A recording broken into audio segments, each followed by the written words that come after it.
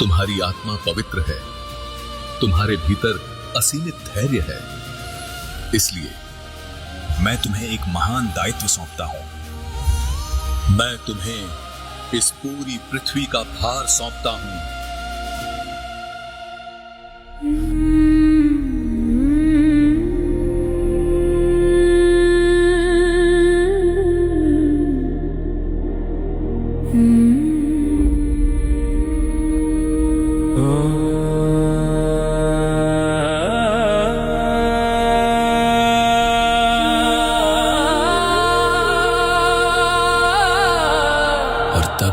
जिस नागराज ने धर्म के लिए नागलोक का राजपाट, धन और सारा ऐश्वर्य ठुकरा दिया था, उसे पूरे ब्रह्मांड का आधार बना दिया गया। उन्होंने पाताल में जाकर अपने अनंत फनों पर इस पूरी पृथ्वी को धारण कर लिया।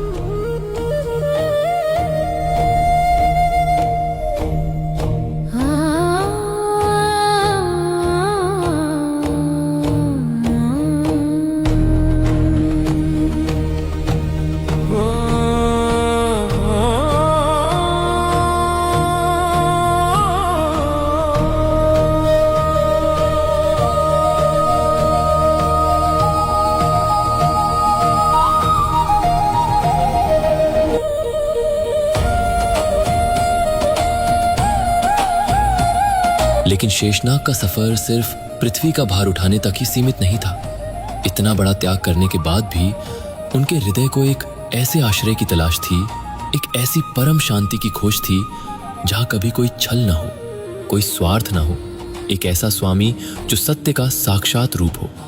सदियों तक उस परम शांति की खोज में भटकने के बाद अंततः उनकी वह तलाश पूरी हुई क्षीर सागर के अनंत जल में।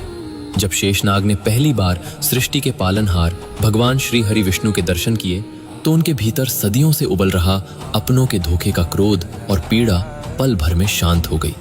उन्हें एक ऐसे अलौकिक प्रेम और शांति का अनुभव हुआ जिसकी कल्पना उन्होंने कभी नहीं की थी। भगवान श्री हरि ने शेषनाग के इस वैराग्य और उनकी निस्वार्थ भक्ति को देखा। जो नागराज अपनों के विष और धोखे से भाग रहा था, भगवान विष्णु ने उसी नागराज को अपने हृदय से लगा लिया।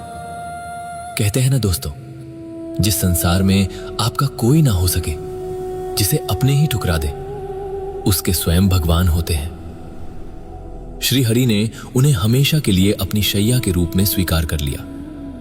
जरा सोचिए, एक तरफ वो दुनिया थी जिसने शेषनाग को सिर्फ दर्द, छल और धोखा दिया था, और दूसरी तरफ स्वयं भगवान श्री हरि नारायण है जो पूरे ब्रह्मांड का भार संभालने वाले उस विशाल काय अनंत शेषनाग को भी अपने प्रेम के आलिंगन में समेटे हुए हैं। और यहीं से शुरू हुआ ब्रह्मांड का सबसे सुंदर, रहस्यमयी और अटूट जुड़ाव।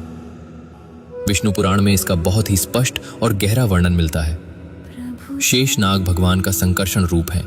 वो भगवान विष्णु की तामसी शक्ति है और इस संपूर्ण सृष्टि का मूल आधार है।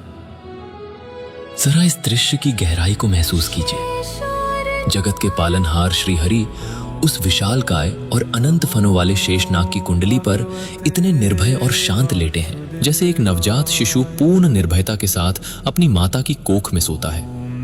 और उनके चरणों में स्वयं माता लक्ष्मी विराजमान है जो प्रेम से उनके चरण दबा रही हैं। यह दृश्य कोई साधारण चित्र नहीं है। यह हमें जीवन का सबसे बड़ा रहस्य सिखाता है।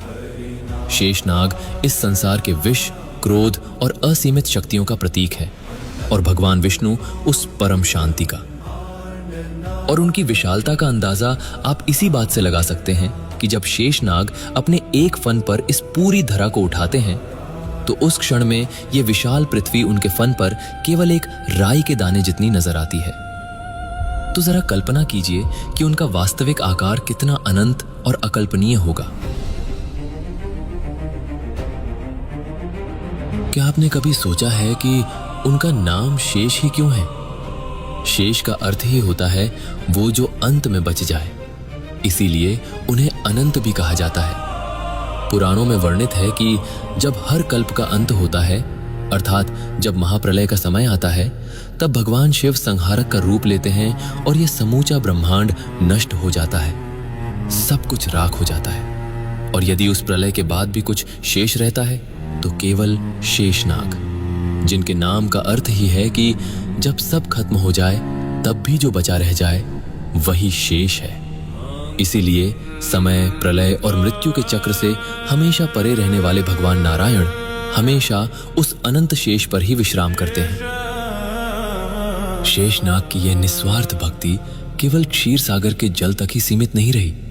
जब जब भगवान विष्णु ने धर्म की रक्षा के लिए इस धरती पर अवतार लिया, तब तब शेषनाग ने भी उनका साथ निभाने के लिए जन्म लिया। त्रेता युग में जब श्री हरि ने मर्यादा पुरुषोत्तम श्री राम का अवतार लिया, तो शेषनाग उनके छोटे भाई लक्ष्मण बनकर आए। फिर आया द्वापर युग, जब भगवान विष्णु श्री कृष्ण बने, तब शेषनाग ने उनके बड़े भाई बलराम के रूप में जन्म लिया। दोस्तों, शेषनाग की यह कहानी सिर्फ एक सर्प के देवता बनने की कहानी नहीं है। ये कथा है उस असीमित दर्द और घुटन की, जब सत्य के मार्ग पर आपके अपने ही आपके खिलाफ खड़े हो जाएं। उन्होंने ये साबित कर दिया कि आप कहाँ जन्म लेते हैं ये बिल्कुल मायने नहीं रखता। आपके कर्म, आपका धर्म और आपकी तपस्या ही आपको महान बनाती है। ये कहानी उस अदम्य साहस की है जो हमें ये सिखाती है कि अगर सत्य और धर्म के लिए आपको अपना सिंहासन भी छोड़ना पड़े तो कभी पीछे मत हटना।